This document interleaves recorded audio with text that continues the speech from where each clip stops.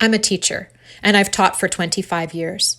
The following passages include excerpts from my personal diary and Wikipedia's page describing Vermont's response to COVID-19. The Vermont Department of Health announced the state's first case of COVID-19 on March 7, 2020, in a patient who arrived at a hospital ER in Bennington 2 days prior. March 3rd, back to school after February break.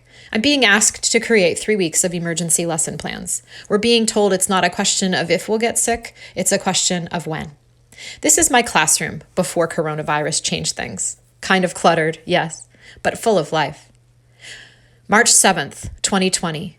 College visit at St. Michael's College with my son. It's the only visit we managed before things shut down. March 10th. It's getting real. I need to buy more food.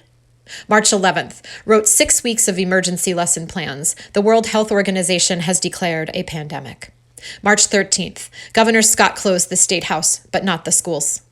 March 15th. I have a slight sore throat, a headache, my body hurts. Maybe it's stress, maybe it's in my mind, but I don't feel well. March 17th, Governor Scott ordered closure of all Vermont child care programs except those that serve people essential to responding to the pandemic.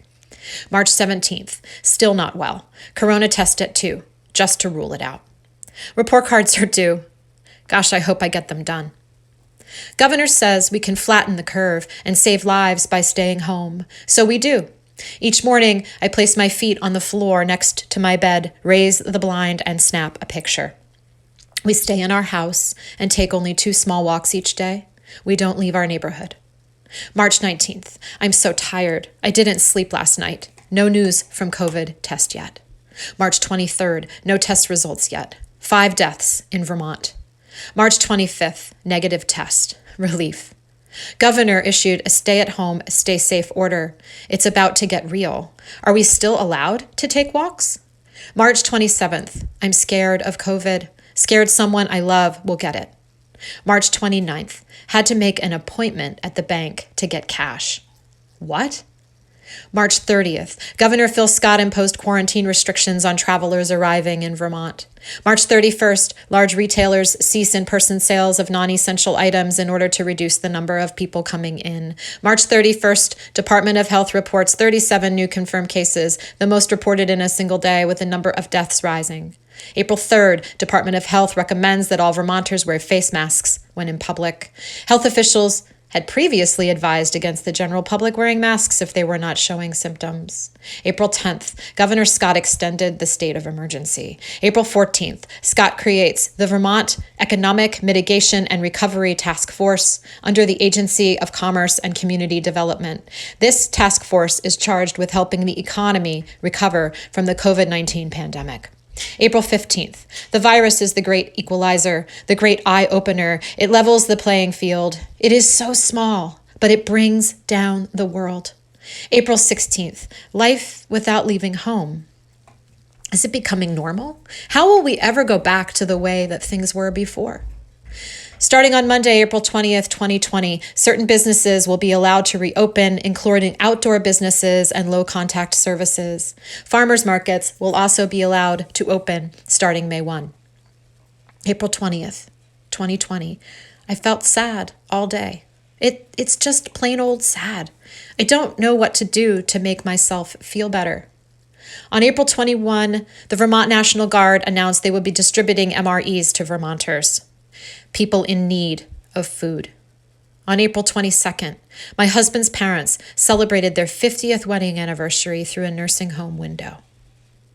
On April 24th, continued reopening of businesses in Vermont with guidance requiring any businesses opening have to have employees wearing coverings over their mouths, their noses. May 2nd, there's talk of herd immunity. I'm scared. We're almost out of soap, and we bought so much before this thing started. May 6th, Governor Scott announced that some forms of outdoor recreation could resume, as well as gatherings between houses, as long as gatherings consist of 10 people or fewer and appropriate protections are in place. Businesses, government entities, and nonprofit organizations may resume outdoor recreation or fitness activities that involve low or no direct physical contact. May 7th, things have relaxed a little. We're social distancing and calling it a soft opening. May 9th, I can't believe it, but we woke to snow. There's talk of murder hornets. May 21, are we safe social distancing? We're opening too early. Am I agoraphobic now, afraid to go out?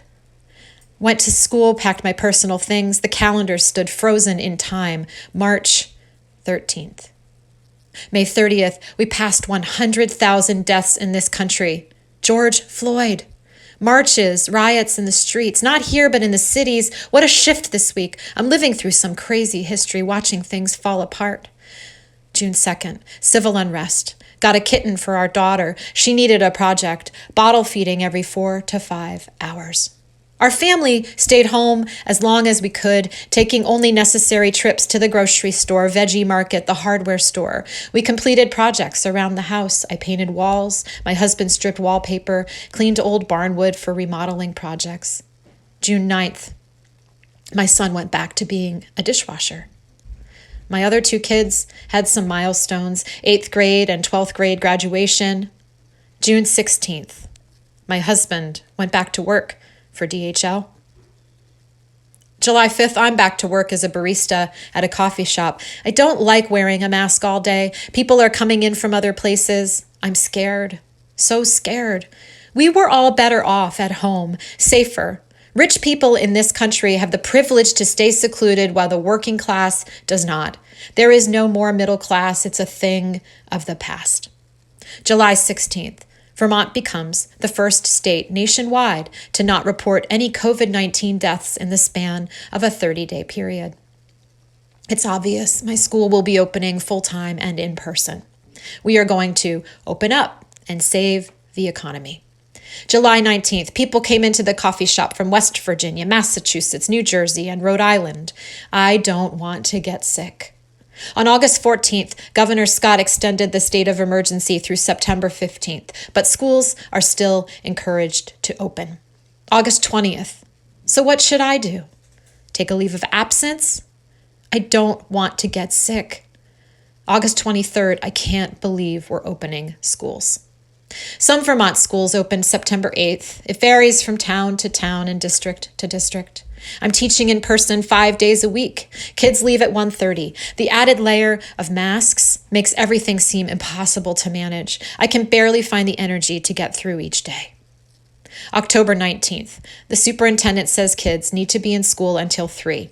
Yes, being in school is good for them, but I feel like we're lambs to slaughter.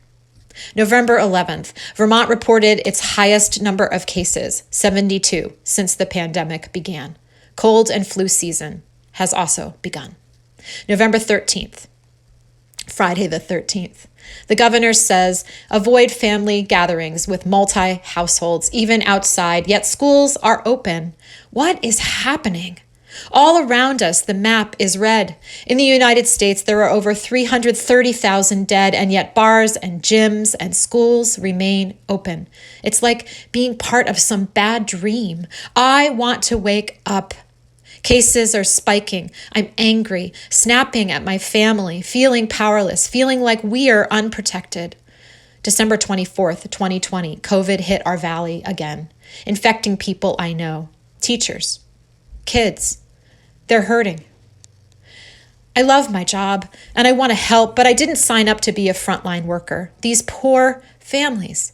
From the governor, temporary change to allow limited gathering.